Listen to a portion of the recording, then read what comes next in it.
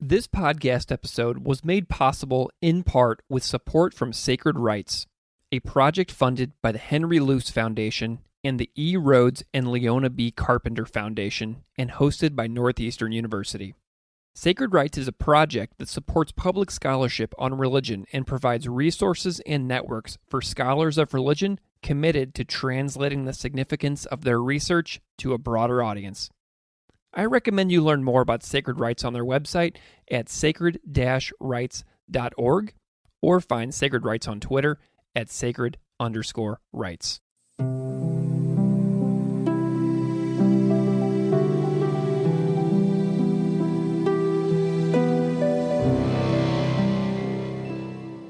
Welcome to Classical Ideas. This is Greg Soden. On this episode, I am delighted to welcome Reverend Naomi Washington-Leapheart. Reverend Naomi is a Black queer preacher, teacher, public administrator, and justice advocate. She is an adjunct professor of theology and religious studies at Villanova University and the Government Fellow for Religion and Public Life at Harvard Divinity School. In 2021, Reverend Naomi founded Salt, Yeast, Light, an organization that develops spaces of spiritual education, disruption, reflection, transformation, and public action.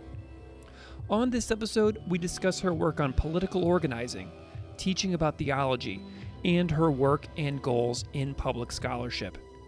You can find links to her work in the show notes of this episode.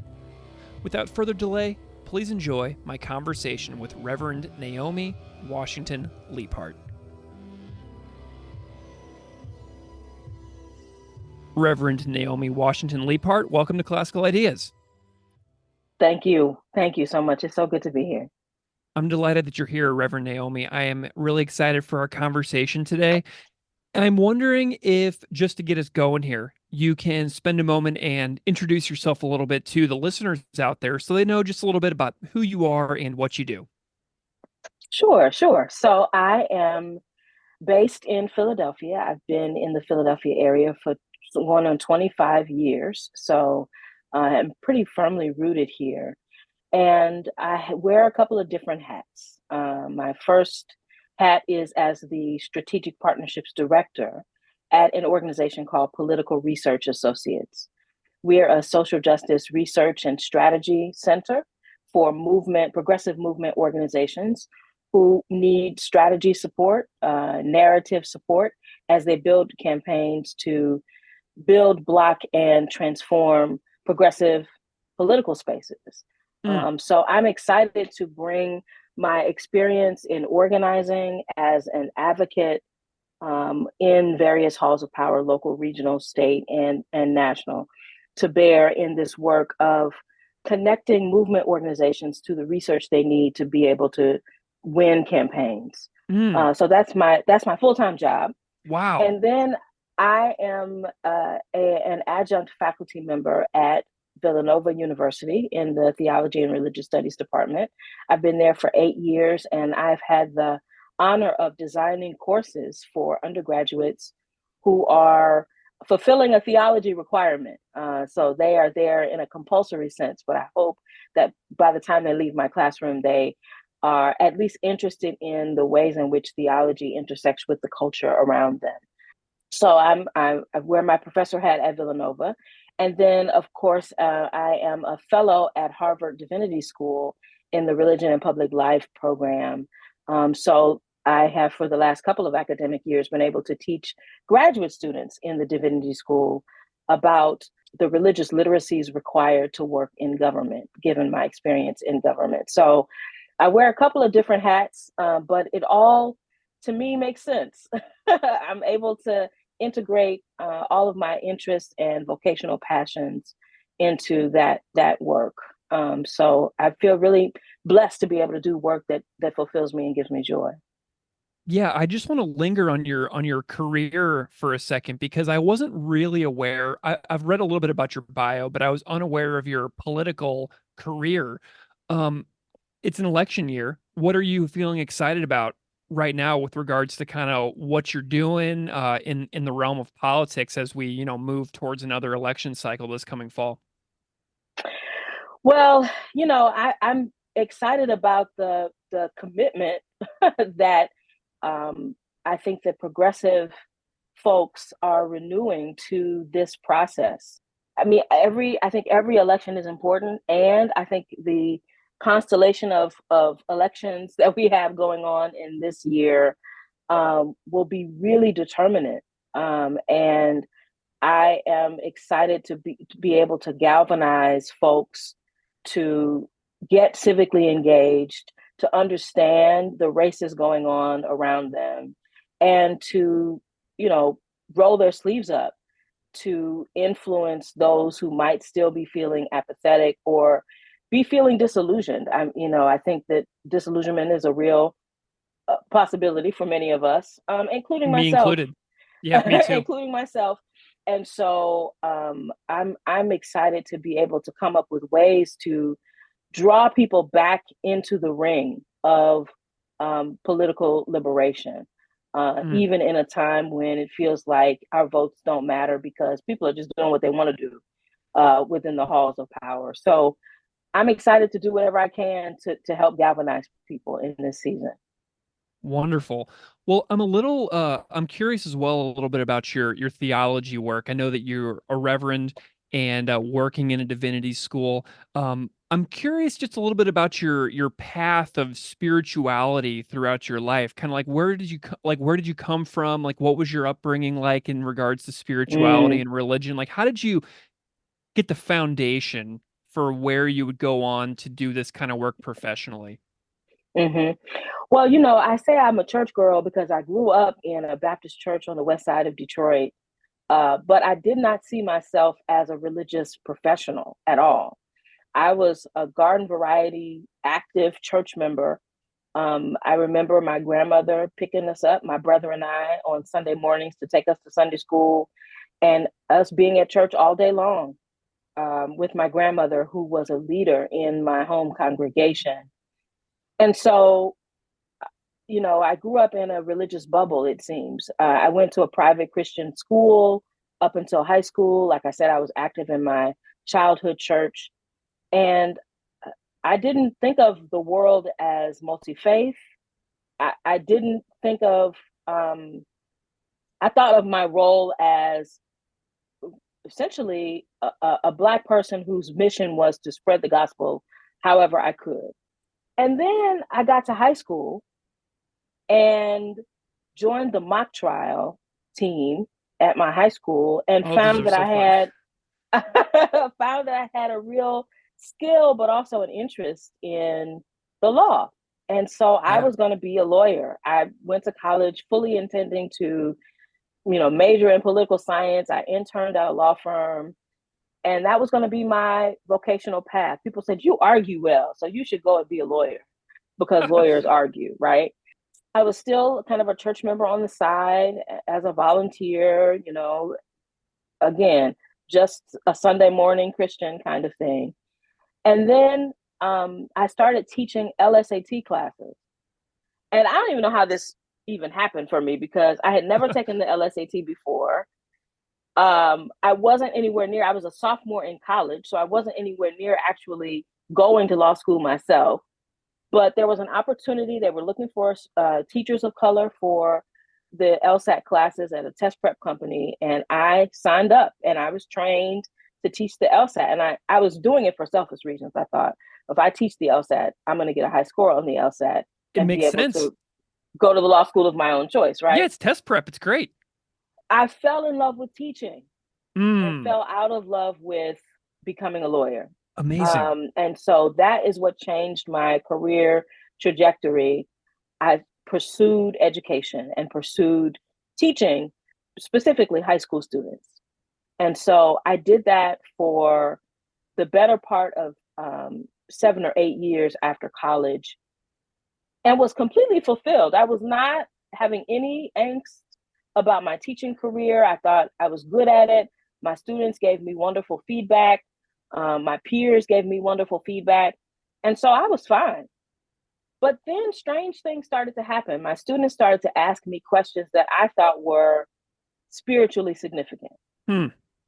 they started to have existential kind of crises, and they wanted to talk through it with me. And I didn't feel equipped. I didn't feel prepared enough to have these kind of spiritually significant existential conversations with my students. Something about me drew them to me to ask me these questions. And so, I just filed that in the back of my head. I'm a teacher who happens to connect with students in a way that draw them to me to ask me about, the meaning of life, or to help them make sense of whatever was going on in their lives, right? Then people started to mistake me for a minister. Strangers started to just randomly, somebody came up to me on the street and said, "You're a minister, right? Can you pray for me?" And I was just like, so, I'm the example of the person who needs to get hit upside the head with something before they really consider it. And after some counsel with some spiritual leaders in my life, I decided to go to seminary. And I really thought that seminary would be the place where I was prepared to go and have those conversations with my students. I thought, I'm going to go right back into the classroom, and perhaps in a different setting, in a different context. And this time I will be able to counsel students to the point where I can refer them to who they actually need to be talking to, right?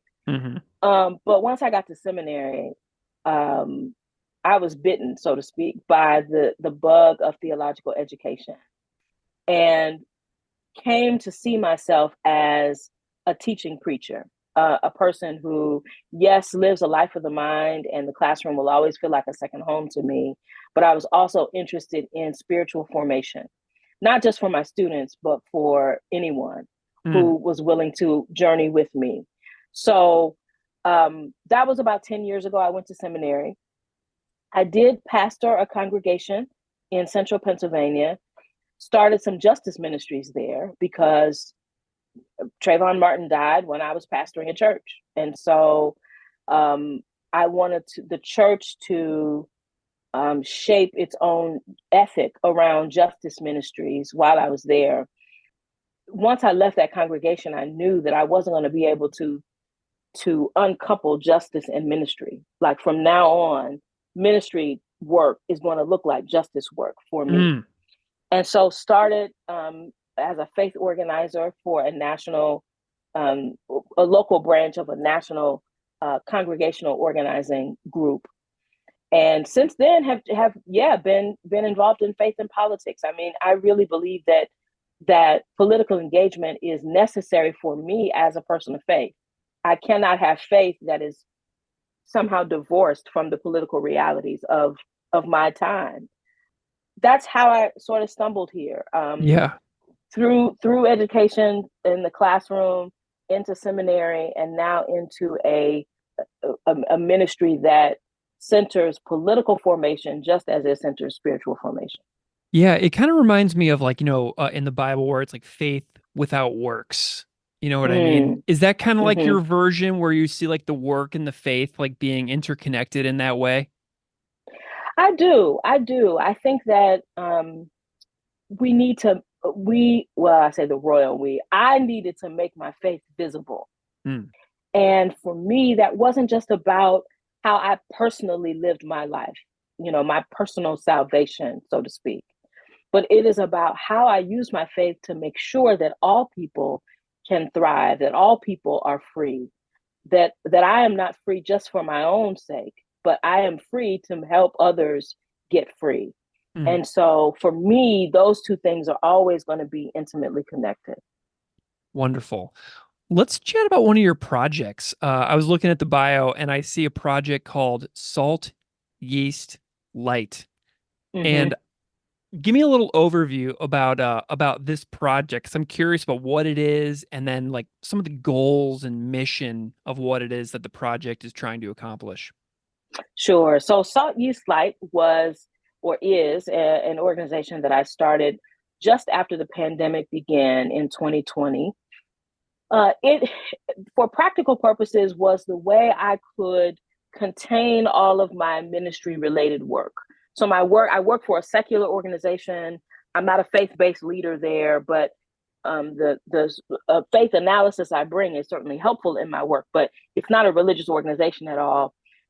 But I'm still, very frequently asked to engage congregations, to engage denominations, to preach, to teach on a sacred text. And so Salt Yeast Light is the umbrella organization for me to do all of that work. And what I like to say is that Salt Yeast Light is a space that creates a container for brave theological risk taking. It is the place where people can come to change their theological minds, to be introduced to transformative ideas, to decolonize faith, and to live it out in a way that not only keeps the person who is faithful free, but that inspires others to be free as well. And so I run workshops out of Salt Yeast Light. I still am active in preaching ministry and in speaking ministry. And so Salt Yeast Light is my home, my theological home. And I'm just inviting others to join me there. Wonderful. Tell me about the name. What does the name mean? Well, it comes from the passage in the New Testament that talks about us being the salt of the world, the light of the world, being like yeast to make the bread rise, to cause a chemical reaction that catalyzes growth, right? And so I wanted it to be connected to the sacred text and to really be action oriented. Like, what is salt doing? What is light doing? Well, how does yeast impact the bread, right? I wanted the name to really communicate what I'm trying to inspire in other people of faith. Very cool. So you and I came together because you are a member of the 2023 Loose cohort for Sacred Rites, an organization whose work I've been admiring for a long time. And I want to know a little bit about why you decided to get involved in the public sphere trainings that Sacred Rites is doing. Why did you come to this? Well, I too have been a fan of Sacred Rites for several years now. Very and cool. I saw friends of mine who were participating as fellows, and I'm like, oh, this seems really nice, but I'm not really a scholar. That was my excuse for staying at arm's length distance away from the program, because I said, I'm not a full-time educator anymore. I'm not pursuing a tenure track position. I don't even have a doctoral degree. I don't even have that kind of terminal degree. But I timidly wrote an email to Brooke, who manages the program, and I said, listen, this is my story. This is my situation. I am a contingent faculty member. I am teaching undergraduate students religious studies. But here's also the other piece of my vocational life. And would I be eligible for something like this? Because I'm really clear that my work is for the public. It's not just for the church. It's not just for the academy. I want everyday people to read something I've written or read about my work and find connection points, find points of entry. And so Brooke, to the credit of the program and to her credit, said, absolutely, you should so apply. We want to provide a space of growth and development for anybody who wants to be doing public-facing writing on the subject of religion. Yeah. So that's how I got the courage to apply. And I'm so glad I did, because part of what I brought to the program, I think, is a lack of entrenchment in the academy proper, right? I've got one foot in the academy, but I've also got one foot in politics. I've got one foot in congregational settings. And so the voice that I'm trying to bring is pushing us to necessarily be public with our perspective. So I wanted to sharpen my ability to do public writing. I wanted to get networked to outlets that might receive my writing and publish my writing. And so that's why I wanted to be involved in the program. And the program met all of my needs. What was your public scholarship output before the program? Like, what have you done? Had you dabbled at all, like, before you got involved? I had written some op-eds, of course, around the political issues that I had been working on behalf of over the years. I've written and co-written short articles for public news sites and basically political education sites. I had done a handful of things, but wanted to be more motivated to do more kind of on my own, not as part of my job description necessarily, but as an independent scholar, independent thinker, who has something to say about what's going on in the world. And so I wanted to move from kind of a handful to some intentional, strategic placements in various outlets. Wonderful. What are some of your public scholarship output goals in the future? Like, because you're coming on a podcast like mine. I am just a high school teacher. I don't have a terminal degree either. So you and I actually have that in common. And Mm-hmm. so, but this is like my thing, right? This is the way that I'm trying to like contribute and stay involved in the conversation, but also continue to learn myself. Um, Mm. so what are some of your goals moving forward now that you've kind of like dabbled in these trainings and looked and considered some new outlets? Sure. So, what's funny is that now I have a job at the organization that publishes Religion Dispatches, Oh, which yes. is right. You've heard of Religion Dispatches. We Love them. publish daily or semi daily, everyday writers, everyday scholars who want to talk about the subject of religion. And that was one of the sites where I had done some public scholarship, but a couple of years ago, it was a while ago. And now I work for the organization that publishes Religion Dispatches. So now, I'm definitely wanting to publish at least one piece every quarter in Religion Dispatches. Now that I'm on the inside now and have kind of an inside track to publishing on the Religion Dispatches website.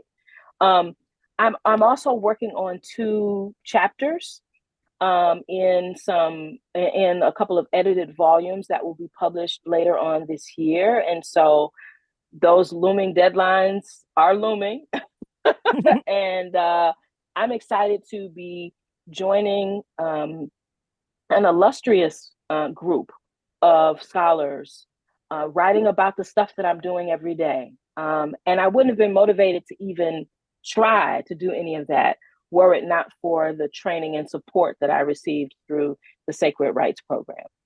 Wonderful. I'm curious about any of your favorite feedback you've ever gotten in the Mm, politics realm.